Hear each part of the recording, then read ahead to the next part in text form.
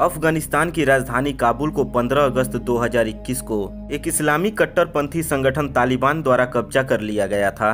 यह अफगान सरकार के खिलाफ 2021 में शुरू होने वाली एक सैन्य युद्ध की समाप्ति थी। ऐसे में सवाल यह उठता है कि आखिर तालिबान है क्या और तालिबान का इतिहास क्या है और तालिबान से इतना डर क्यों। अगर हम ठीक से समझे तो हम पाएंगे कि तालिबान आंदोलन, जिसे तालिबान या तालिबान के नाम से भी जाना जाता है, एक सुन्नी इस्लामिक आधारवादी आंदोलन है जिसकी शुरुआत 1994 में दक्षिणी अफगानिस्तान में हुई थी। तालिबान पश्तो भाषा का शब्द है जिसका अर्थ होता है ज्ञानार्थी यानी छात्र। ऐसे छात्र जो इस्लामिक कट्टरपंथ की विचारधारा पर यकीन करते हैं, इनको तालिब भी कहते हैं। तालिबान इस्लामिक कट्टरपंथी राजनीतिक आंदोलन है। इसकी सदस्यता पाकिस्तान और अफगानिस्तान के मदरसों में पढ़ने वाले छात्रों को मिलती है।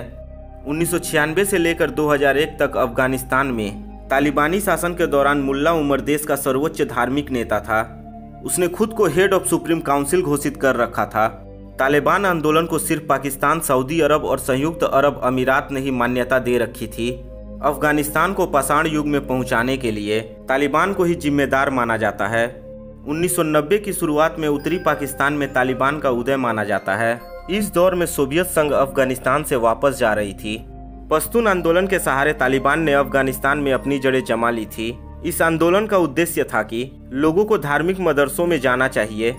1996 में तालिबान ने अफगानिस्तान के अधिकतर क्षेत्रों पर अधिकार कर लिया। 2001 के अफगानिस्तान युद्ध के बाद यह प्राय लुप्त हो गया था, पर 2004 के बाद इसने अपनी गतिविधियां दक्षिणी अफगानिस्तान और पश्चिमी पाकिस्तान में बढ़ाई।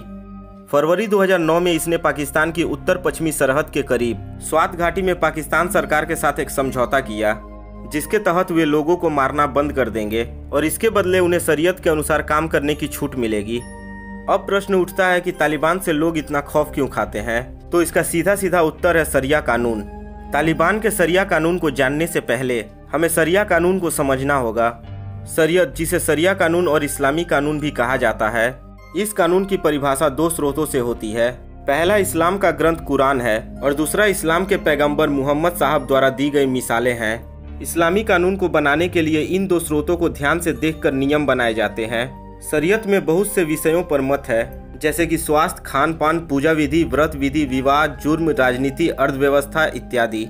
शरिया को केवल कानून कहना या समझना बहुत बड़ी अन्य विज्ञता है। शरिया में मानव के लगभग सभी कार्यों को स्थान दिया गया है। शरिया में पैगंबर मुहम्मद की, इस्लाम की और कुरान की आलोचना को कड़ाई से निषिद्ध किया गया है। इसमें जिहाद के बारे में और जिहाद की परिभाषा दी गई है। शरिया के अनुसार तब तक जिहाद जारी रखना चाहिए जब तक पूरा विश्व शरिया की शरण में न आ जाए।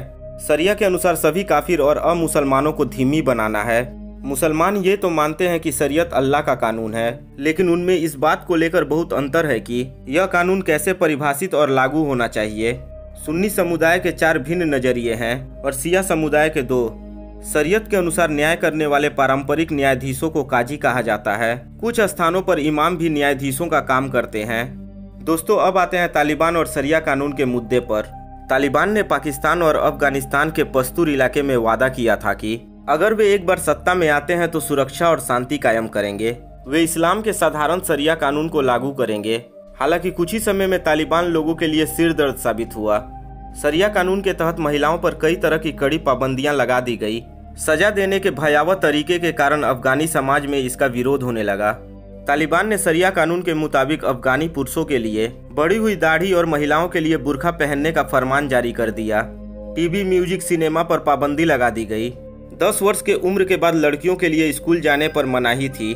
तालिबान ने 1996 में शासन में आने के बाद लिंग के आधार पर कड़े कानून बनाए। इन कानूनों ने सबसे ज्यादा महिलाओं को प्रभावित किया। अफगानी महिला को नौकरी करने की इजाजत नहीं दी जाती थी। लड़कियों के लिए सभी स्कूल कॉलेज के दरवाजे बंद कर दिए गए। किसी पुरुष रिश्तेदार के बिना घर से निकलने पर महिला का बहिष्कार कर दिया जाता। पुरुष डॉक्टर द्वारा चेकअप कराने पर महिला और लड़की का बहिष्कार किया जाता। इसके साथ महिलाओं पर नर्स और डॉक्टर बनने पर पाबंदी थी। तालिबान के किसी भी आदेश का उल्लंघन करने पर महिलाओं को निर्दयता से पीटा और मारा जाता। घर में बालिका विद्यालय चलाने वाली महिलाओं को उनके पति, बच्चों और छात्रों के सामने गोली मार दी जाती है।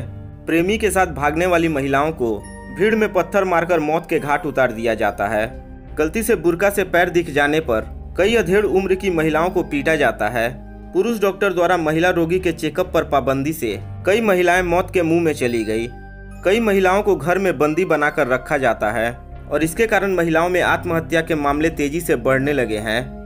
दोस्तों, यही कारण है कि तालिबान से पूरा अफगानिस्तान खौफ खा रहा है और सबसे ज्यादा खौफ या डर वहां की महिलाओं को है, क्योंकि वो जानती है कि अगर तालिबान आता है तो वो शरिया जैसे कड़े कानून लागू करेगा। तो दोस्तों, आप तालिबान और शरिया कानून के बारे में क्या कहना चाहते हैं कमेंट बॉक्स में लिखकर हमें जरूर बताएं। अगर यह वीडियो आपको अच्छी लगी हो तो वीडियो को लाइक करें, अपने दोस्तों के साथ शेयर करें और अगर आप सूर्या टॉक चैनल पर नए हैं तो चैनल को सब्सक्राइब करके बगल वाले बेल आइकन को जरूर दबा दें ताकि आने वाली वीडियो की नोटिफिकेशन आपको सबसे पहले मिल सके।